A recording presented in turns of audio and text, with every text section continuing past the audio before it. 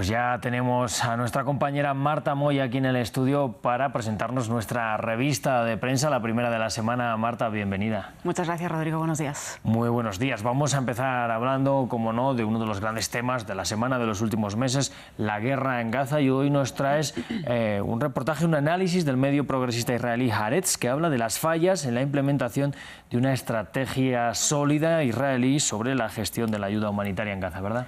Sí, Rodrigo, un análisis que Haaretz titula «Israel está utilizando la ayuda humanitaria como arma estratégica en Gaza, pero sin una estrategia». Nos habla este análisis de Haaretz que se da una paradoja, y es que la ayuda humanitaria destinada a salvar vidas humanas es asimismo lo que permite que Israel siga matando gente. Como en cualquier otra guerra, dice este medio progresista israelí, la asistencia humanitaria se convierte en una herramienta estratégica para llevar a cabo más combates. Un extracto de este análisis dice lo siguiente: Israel entiende que los convoyes de alimentos y medicinas y los suministros de agua y combustible son los que le permiten continuar la guerra. Y entonces afirma también, sin las ventajas estratégicas que aporta la ayuda humanitaria, no tiene en sí un valor militar. Esto no solo se mide la ayuda humanitaria por cuántos convoyes entran en estos momentos en la Franja de Gaza, sino que además requiere, dice este análisis de Haaretz, caminos de acceso protegidos y entendimientos entre las partes. Pero para llegar a esos consensos, afirma este análisis, esto no es regalado, sino que exige precios en activos políticos o militares o tácticos, ¿no? Entonces afirma este análisis que en Gaza ahora mismo no hay un gobierno local que haga de intermediario para llegar a estos consensos, y también Israel se niega a permitir que la autoridad palestina que rige en Cisjordania ocupada pueda entrar a la franja para coordinar esa ayuda humanitaria y su distribución, sobre todo. Otro extracto de este análisis dice lo siguiente: lo absurdo es que mientras Tel Aviv dicta las condiciones para la entrada de ayuda humanitaria, Hamás y otras bandas siguen controlando cómo se distribuye una vez llega allí. Sin embargo, afirma este análisis que esto puede que cambie con la presión internacional, sobre todo de Estados Unidos, y con las denuncias de hambruna de allí de la población civil en la Franja de Gaza. Entonces Haaretz dice, la pregunta que pronto surgirá es si los soldados israelíes se convertirán en los trabajadores humanitarios, no solo protegiendo los convoyes, sino también encargándose de su distribución. Lo que dice este análisis que en ningún caso sería una imagen de victoria, que es la que busca Benjamin Netanyahu. Bueno, Haaretz, que desde el principio de la guerra ha sido crítico con Benjamin Netanyahu por todo el actuar durante el conflicto. Vamos a seguir hablando de presiones internacionales, porque desde medios internacionales, Marta, también presionan pues para que se llegue por fin a un cese al fuego, ¿verdad? Sí, Rodrigo, y vamos con El País, que titula que el hambre, los rehenes y la cercanía del Ramadán pues marcan en estos momentos las negociaciones de alto el fuego, unas negociaciones que, recordemos, se reanudaron ayer en El Cairo, en la capital egipcia, con, valga la redundancia, Egipto, Qatar y Estados Unidos como mediadores. Recordemos que se busca un alto el fuego de 6 semanas, que está lejos de un cese total de las hostilidades, que es lo que quiere Hamás.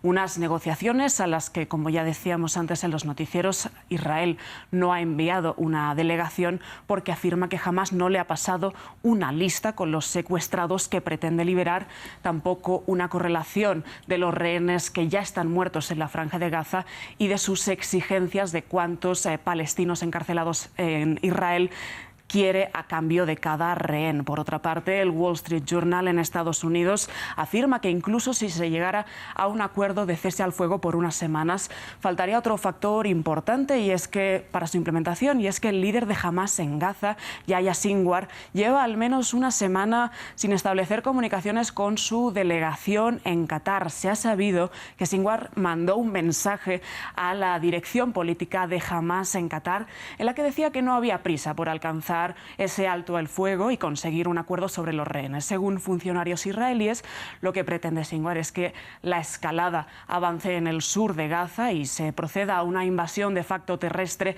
en Rafah, para que así tanto los palestinos que viven en Israel como aquellos que viven en Cisjordania ocupada se levanten contra Tel Aviv. Jugando a la guerra algunos, mientras la mayoría sufren hambre, mueren En fin, vamos a seguir, Marta Moya, vamos a hablar ahora de un medio conservador israelí, Jerusalem Post, que habla de la otra guerra de baja intensidad que está teniendo Israel, esta vez en el Líbano, ¿no? Así es, una guerra que se libra, recordemos, entre Israel y Hezbollah, la milicia chiita comandada por Hassan Nasrallah, un conflicto que a lo largo también de estos casi 5 meses se ha saldado con más de 200 milicianos de Hezbollah muertos, según afirman funcionarios israelíes. Pero hoy destacamos del Jerusalem Post una noticia que, citando a una radio siria, concretamente Voice of the Capital, afirma que el sábado las fuerzas israelíes mataron a 3 milicianos de Hezbollah en el sur del Líbano, entre quienes se encontrarían el nieto de Hassan Nasrallah, el líder de Hezbollah. Una noticia que también afirma el medio israelí no ha sido confirmada por fuentes oficiales, pero que de confirmarse pues podría suponer una nueva escalada. Seguro que de confirmarse hay respuesta por parte de Hezbollah, Marta.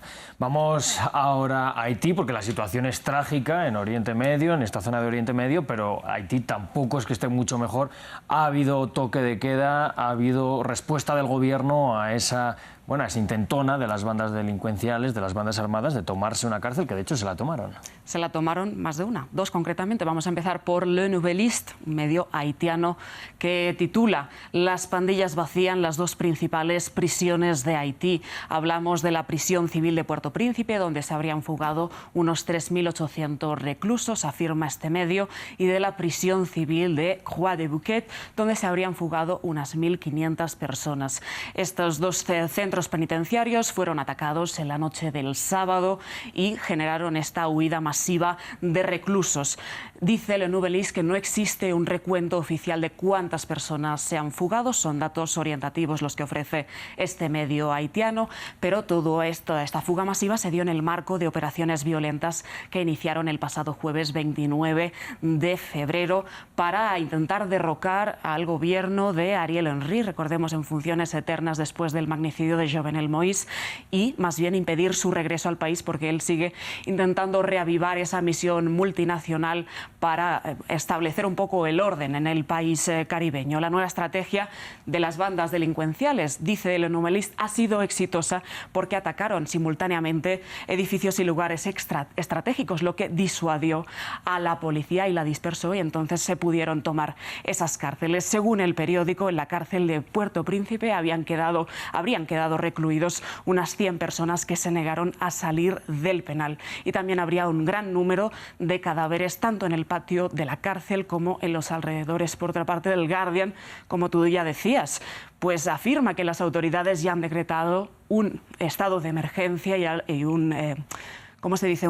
Toque de queda, perdón, de 3 días en el occidente del país, y busca este toque de queda y este estado de emergencia recuperar el control y además recapturar a los fugados. Dice el Guardian, incluso en un país acostumbrado a la constante amenaza de violencia, el ataque del sábado fue un gran shock. Y por último, Infobae se refiere a los presos colombianos que están acusados de participar en el magnicidio de Jovenel Moïse en el 2021. Esos presos colombianos no se fugaron del penal, afirman que contactaron o pidieron auxilio al gobierno de Gustavo Petro para protegerlos. La Cancillería pidió que se les trasladara de cárcel y parece que esto pues ha sido también exitoso y están ya en otro centro penitenciario. Marta Moya, parece que empezamos la semana convulsa, una semana más convulsa. No sé cuándo vamos a acabar. Desde luego, muchas gracias por Gracias, este Rodrigo. repaso. Luego más.